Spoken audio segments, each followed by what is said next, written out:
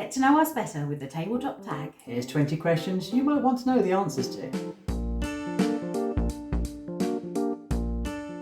Now, you might have seen this already if you watch board game videos on YouTube. Many content creators are doing this kind of questions and answers. It's the same questions for everyone. And it seemed like an ideal opportunity really to do this because we've just passed 500 subscribers, which is ridiculous. Mind-blowing. We hadn't anticipated this. If you don't know, we started this channel solely to do Favourite Game Friday on the Dice Tower. Mm-hmm. And yeah, obviously we now do more videos, but that's where we started and why we started doing this. So not only to those people who are new, but to everyone who's subscribed, you take time out of your day to watch our content and to subscribe, to enjoy it so much you think, I want to watch more of that. It's incredibly flattering. So thank you so much if you have subscribed.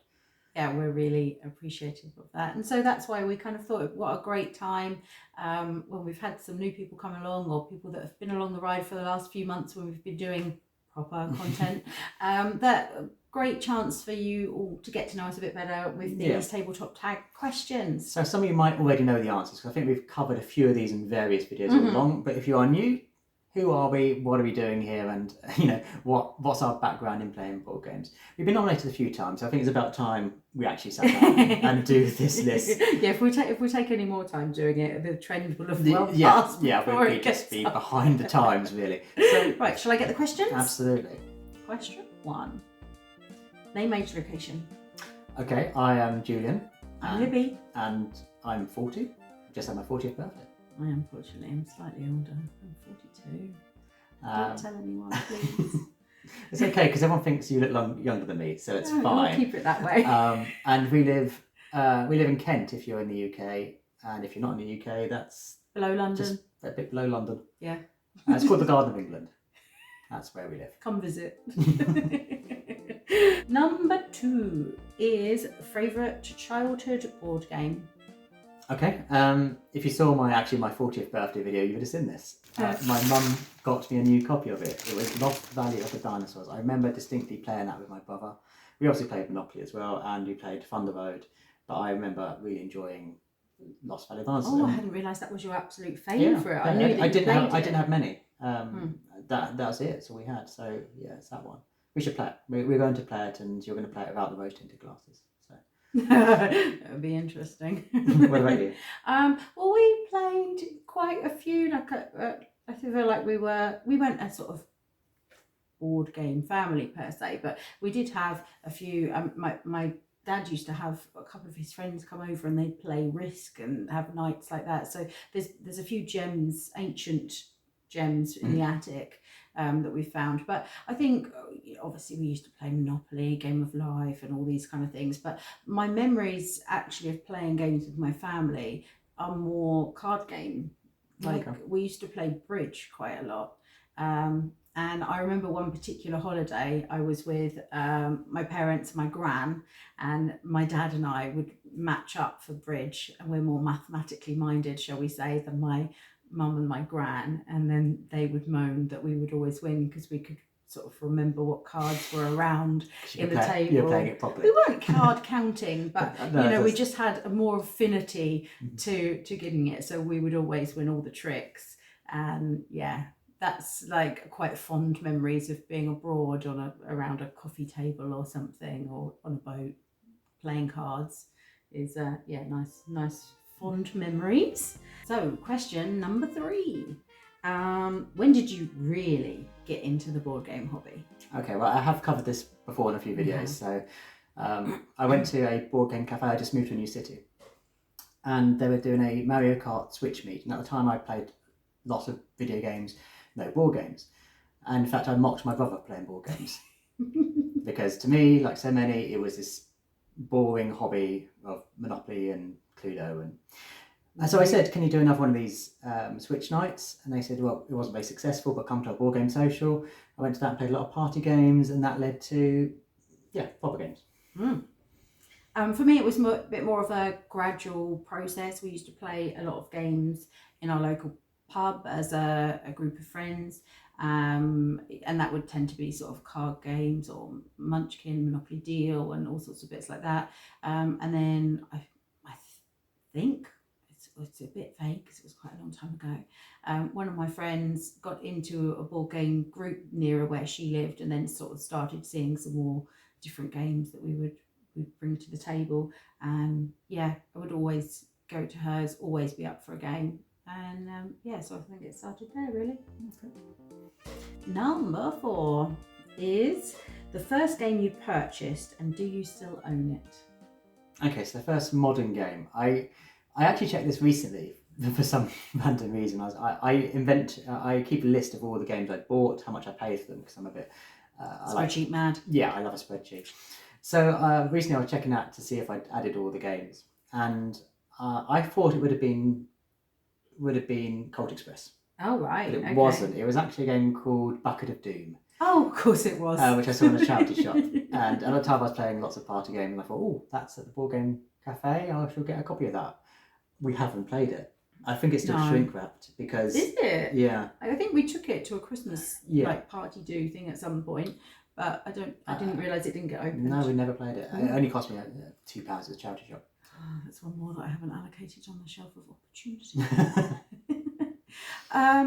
Yes, my memory's a bit hazy on this. I did get gifted a few games sort of early doors with friends would buy for birthdays or things like that, which was lovely. But I can't really recall which ones I actually bought myself. What I do know that I definitely got, which was quite early on, was Monopoly Deal. And that was in such a state, because as I've mentioned previously, we used to play it at the pub. By the time we met, that you actually ended up buying me a new set. Because the cards swell, don't they, when they've we had a date damage. And you brought out this disgusting deck of cards. It was grim. I mean, they were double the depth that they would normally have been, but it was kind of shoved in this broken, but it was horrible. I've got you another copy of it. I think for your first birthday, our first birthday together. Yeah.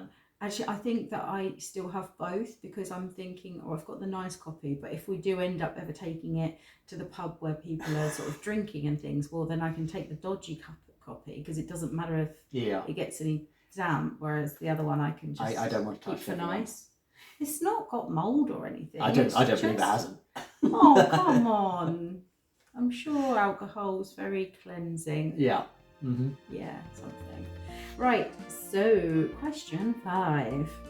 Any other hobbies other than board games? Yeah. Tons.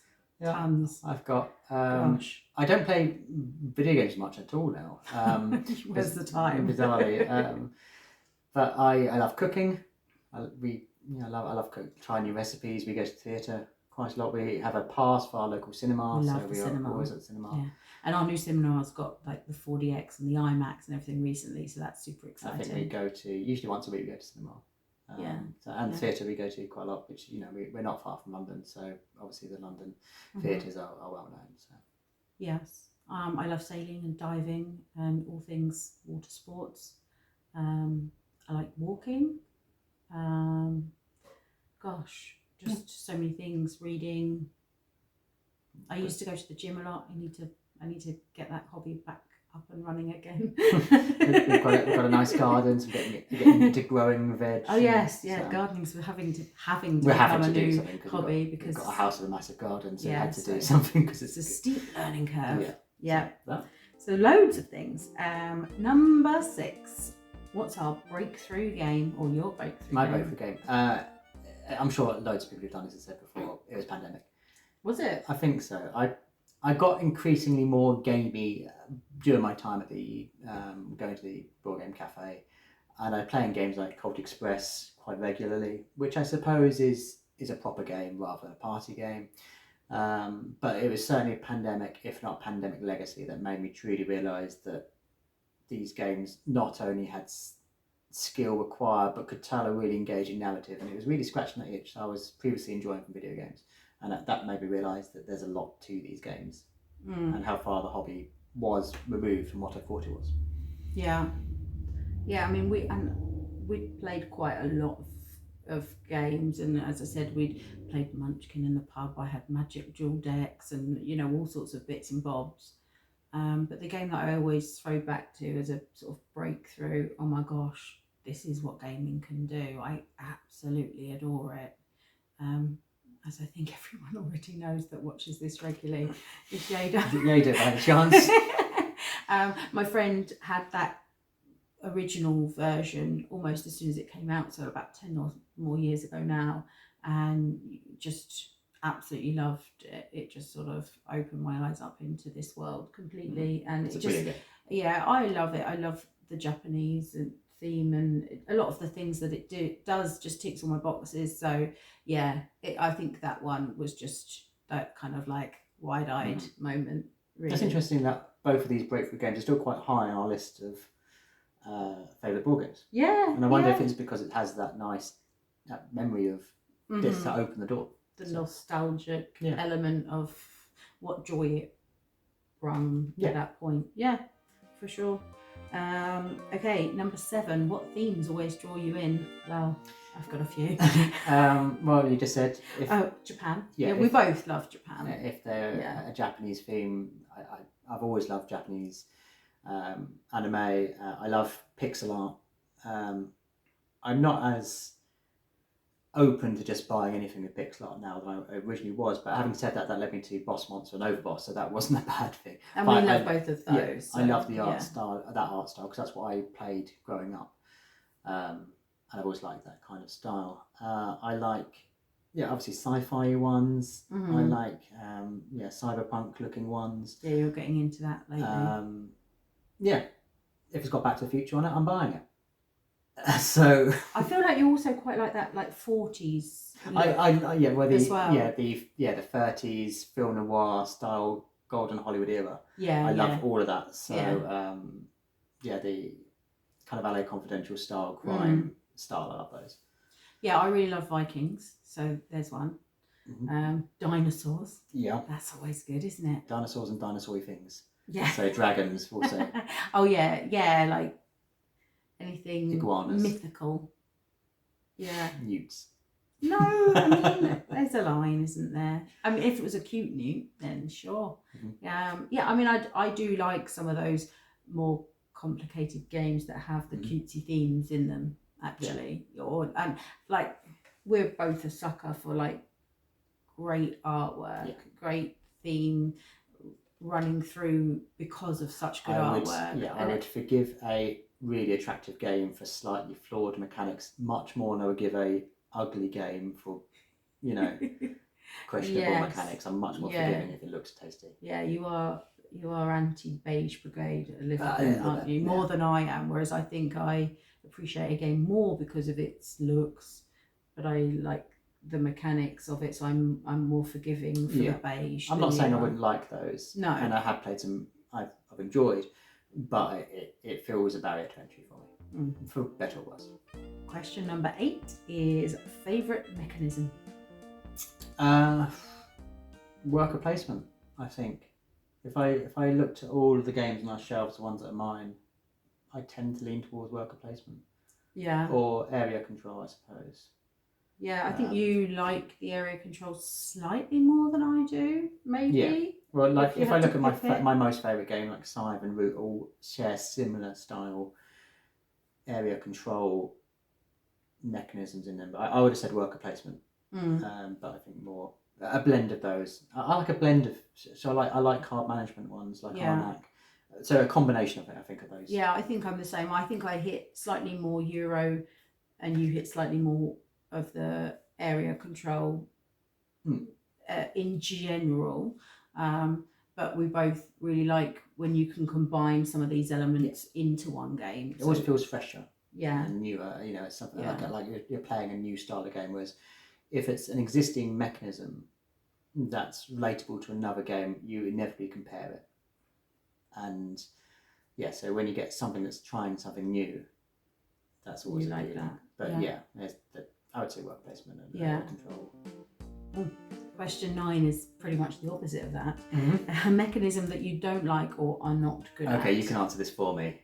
Okay. I have a definite dislike for. You don't like the dueling games that are like placement, like cat and mouse trap you, because you can't work out what you're doing wrong, and I always leave you open to fall into my trap, and you have no option other than to fall into the trap because I've set it up so it's very I'm not going to say they're chess-like because that's slightly broader. It's when there's a definite winner and loser. Like on Atama, I think we played that 9 times in a row. I kept on losing. I had no idea why. And I dislike when I play. I'm absolutely fine with losing a game. And I think someone made a great point. I don't know who it was. The more games you play, the less you care about winning. Yeah, and I think that's true. It's certainly true. But when I lose, and I don't know why, and I don't know what I could have done to win, I get so, not frustrated, just a bit defeated. I just can't be bothered.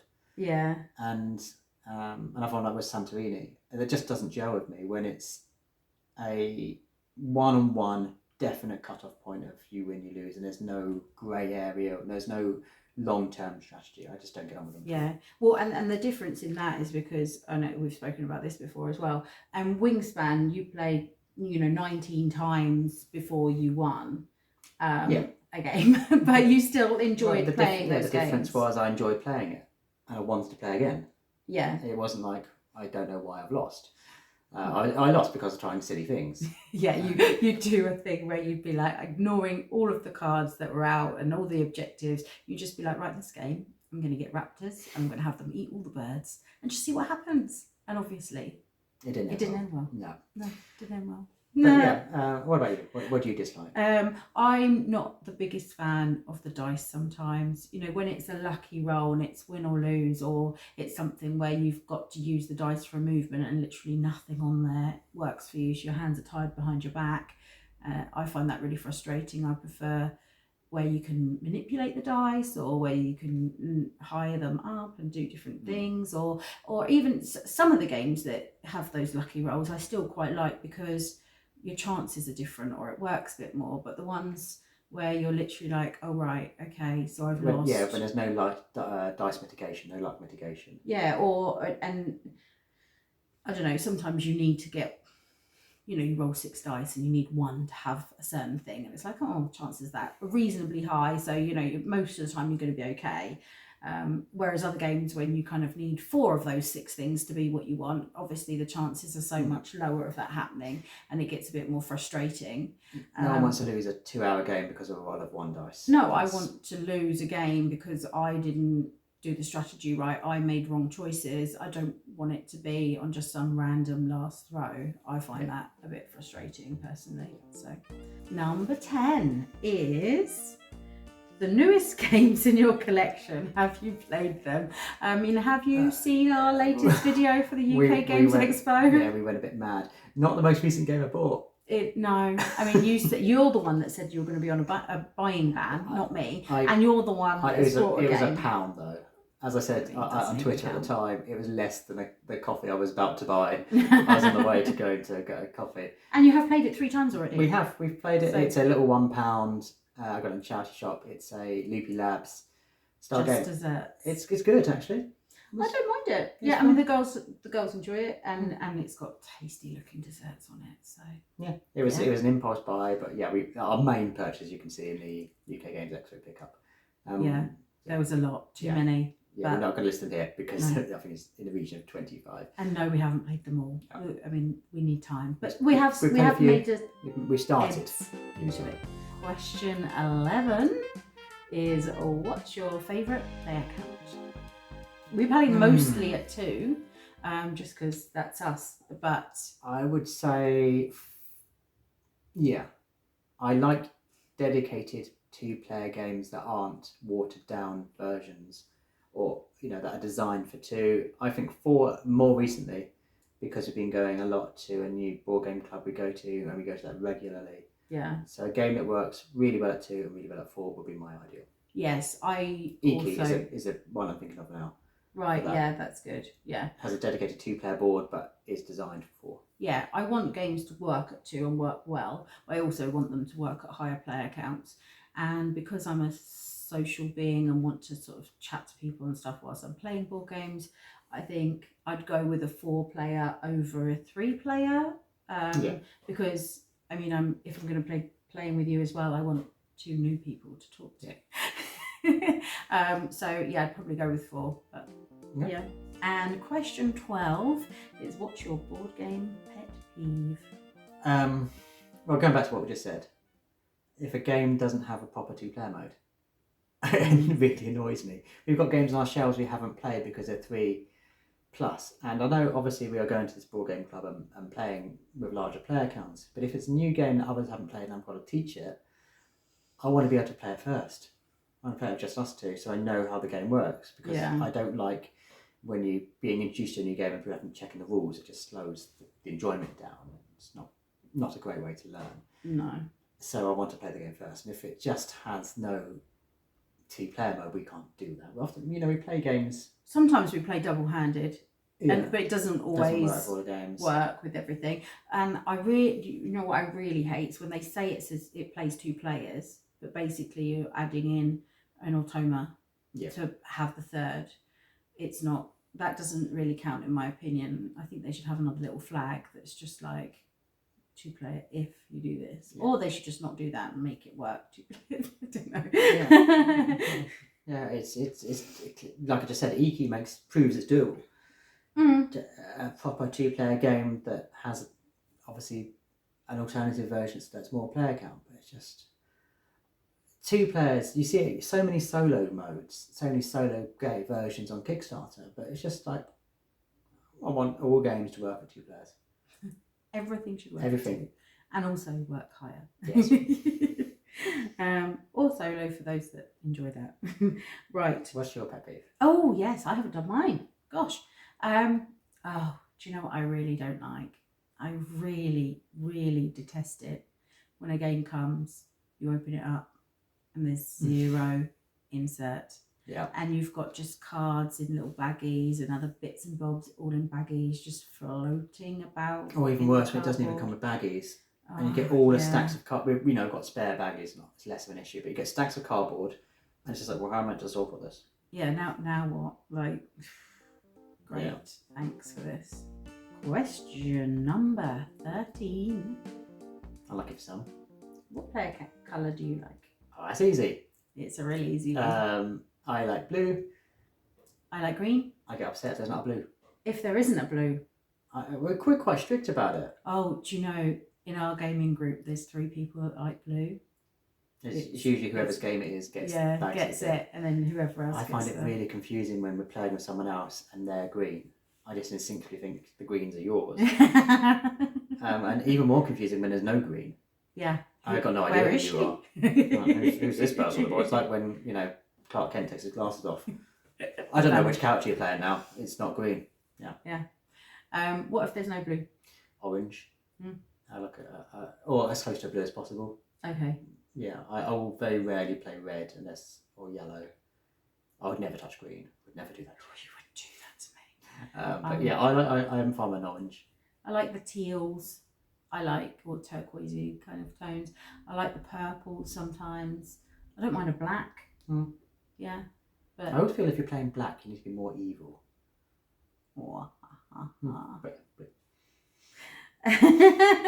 Let's move on swiftly. So, question 14. Do you read the rulebook or watch a learn to play video? I'm not going to pretend. I'm from the school of Rodney Smith. And you're upset if Rodney hasn't done the game. Yeah, I don't know what Poor to do. Poor Rodney.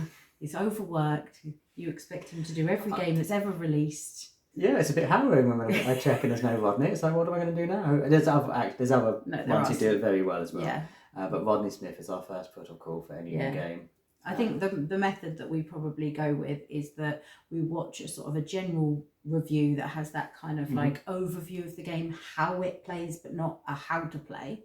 And then we'll watch the actual how to play, and that's the setup, and all that fun stuff. And then as we've got it to the table and things like that, then we'll be flicking through the rule book for some of the finer details and, that card that I pick up, does it go to my hand or a discard, or does it do this and does it do that?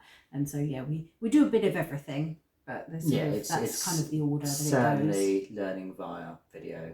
Yeah, and quite often we'll set a game up along with the watch it played video and be like, right, this is here, okay, pause, and then this is here and pause again, that kind of thing. And we just find that makes it really easy for us, and we're very grateful to watch it played. Right, question number 15 we're on now. What's your favourite snack to eat whilst playing board games? We don't tend to. No, we tend to have, well, when it's just us two Yeah. playing, we tend to have eaten before or after, and we might have a drink or something, but that's... that's your it. friend knows those miniature dime bars you get in IKEA. No, they remind her of us. But no, we very rarely snack. Sometimes, yeah, so if we've got people over, then there might be some crisps or something around, but yeah, Not really. not No, huge no. on the gaming snacks. Question 16. Have you ever been to a board game convention? Yeah, we might have done. We just been to the UK Games Expo, which is our first ever board game expo. We did a vlog every single day when we were there. We had a wonderful time. Yeah, can't wait to go to another one. I'd love to go to Essen as well. We'd love to go to the States and go to some of the amazing ones out there. From an external perspective, it looks like there's one every single week in America, but obviously it's a bigger country than we have, so it's not the case. But there's more we could go to in the UK, and we certainly will next year try and factor more of those in because it's such a great time. Yeah, I think we've been talking about going to Aircon, haven't we? Yeah. So yeah, we'll have a little look and see how we can work the schedules. But yeah, Loved it. we definitely need more. Right. Question 17. Is there an unreleased game that you're most looking forward to? Yeah. Anyone that backed on Kickstarter. I can't wait for Distilled to come. Oh yeah, that sounds great. I backed 5 last year, and I don't think it's a secret from these videos that I'm super excited about Distilled. Yeah, it looks great. So when that arrives, that's going to be the end of the year. That's going to be great. That would be one of the sooner ones because some have arrived recently, so that's probably one of the nearer ones because others will be a good year away. Yeah, I mean, Tabashi is, I think, my first kind of miniatures heavy American style game I bought. Not that we haven't got some of those, but this is the first time I've bought one, and looking forward to that a lot. But and playing through the games we bought. Really, I'm looking forward to playing our games. We have got a Flamecraft coming, and We I do. can't wait. Those dragons look so cute.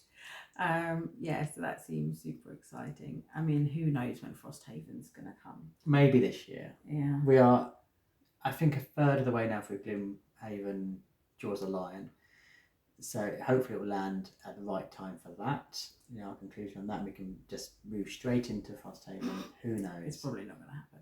Do you know what? I'm actually quite excited for the ones that I don't yet know about. You know how when it runs up to Essen and then everyone gets super excited about what's about to be released for Essen? You've reminded me. I'm excited for that. Like to find a new game that I'm itching to get hold of. I know. Starship Captains. Oh yes, I played that's that amazing. UK Games Expo with the designer and absolutely loved it. Yeah. It's got so many things I love about Arnak in it and a theme I adore. Yeah. Looking forward to that. Yeah, And that's going to be in our collection by the end of the year. I'm really looking forward to that. Yeah, I mean, there wasn't a player count for me to play, and I sat there and watched, but I still had a good time. And I think if there's a game that can engage you with you're not even playing, then it's got to be kind of all right. It's not often you play a game that lasts maybe about 2 hours. It was immediately wanted to play it again. Would have played it again if we could have done, but it wasn't possible. Can't wait to play it. Question 18. What's your favourite thing about the board game hobby? Not looking at screens, because, and that sounds ridiculous, I suppose, but I, for my job, look at a lot of screens at once, and I honestly didn't realise I could have the experiences from playing video games without looking at screens.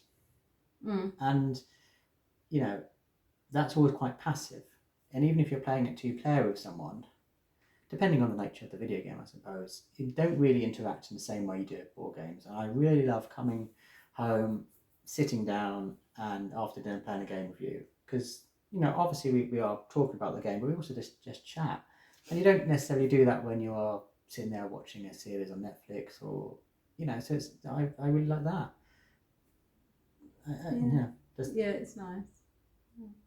The social aspect of it. Yeah, I mean, I'm all in it for the social aspect. I love having people over and chatting, and being around a table with your friends is amazing. But also, in this community has been so welcoming to us. We've made lovely friends. Yeah. And so that element of it where you're making new friends that you can see having for a long, long time. We have that foundation of a shared interest. Yeah. And we've made some incredible friends and cemented our friendship with existing friends. Kind of elevated that, I suppose, because we interact with them so much more. So it's a wonderful thing. I'm all about the social element of it. Yeah. So 19, question 19 is open and punch a game straight away or wait until you play it the first time. I mean, I've never waited. No, I tend to want to get it all out, partly because if you just had something delivered and you're missing a bit. Oh, I'm not there. I don't even assume that I don't even count the stuff. I'm just so excited that it's arrived and I've got this new thing and I get to open it up and organise it and make sure the things are in the things and punch all the bits out and put them all in the baggies. It's almost as exciting as finding a new spot for it on the shelf. Well, after the expo and after Christmas, our recycle bin was full of the punch boards. That being said, I have got a game on the shelf I haven't punched almost deliberately. What? Yeah, that shocked you, isn't it? Yes. Where is it? Let me punch it right now. There's a Back to the Future game that's quite old, and I bought it. Well, actually, Back to the Future musical, and I was like, "Wow, this is an opportunity to buy a board game," and I bought it then, and it was on eBay, and I messaged the seller saying, have you, all the bits there? And they said, "Oh yeah, we played it once. It's too complicated." Or we looked at it and it was too complicated. And it arrived and it had never been played. It's still completely unpunched. And I don't want to punch it until we play it, partly because it's now, I think, 5 or 6 years old and it's never been punched. And I was almost like, I don't know if I'm worthy of punching this. Crazy. So that's not been punched. We've got to play it. But yeah, I haven't played it. I haven't punched it. So that's on the shelf unpunched. Deliberately. Who knew? Oh, there's these secrets I'm these keeping things from on you. our shelves, yeah. Gosh. Right, question 20. Who would you like to see do this tag challenge? Okay, so anyone who we know from, our birth on YouTube on the Dice Towers Favourite Game Friday. So, Evan and Grayson, Ben, Tabletop Tag, anyone who hasn't done it. We love the Hendersons. Oh, I'd love them to do it. Yeah. I love that. Yeah. Please make that happen. Dwayne from Blackpool Gaming. Yeah. Any of those who haven't done it. I'd like to see Dan at DB Games doing it. Oh yeah. It'd be fun. Yeah. I think we're quite late to this game because a lot of people have already done it who we're big fans of. But we've been meaning to because it's been suggested. So I'm glad we have. Yes. So, well, us a little bit better. What are your answers to some of those questions? Let us know in the comments. Yeah, if you've discovered us and you're like, oh, they're interesting people. I've now like these 20 more facts about them. I want to subscribe. There's a little button you can press that'll do that. Oh, and there's a bell if you want to be alerted for all of our videos. We try to do at least one on top of our Favourite Game Friday every week. So, thank you so much for taking more time out of your day to watch it. And again, thank you so much to all our new and existing subscribers. See ya.